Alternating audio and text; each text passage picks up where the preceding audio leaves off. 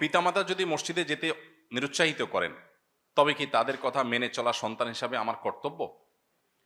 উত্তর হলো, অবশ্যই সন্তান সাধারণ অবস্থাতে বাবা মা নির্দেশ মেনে চলবে। এর মানে এই নয় যে বাবা মা ন্যায় অন্যায় যাই বলুক না কেন আমাকে অন্ধের মতো মানতে হবে। কারণ একটি হাদিস রয়েছে, লা তাআতা লি মাখলুকিন ফি মাসিয়াতিল খালিক। স্রষ্টার আদেশ অমান্য করে কোন সৃষ্টির আদেশ মানার কোনো সুযোগ নাই।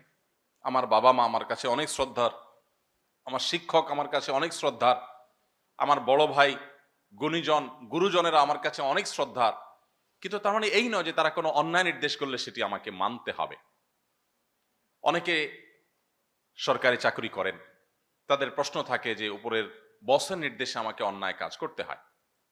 আমরা পরিষ্কারভাবে তাদেরকে জানাবার চেষ্টা করি যে যিনি নির্দেশ দিয়েছেন তিনি তো অপরাধী হবেনই,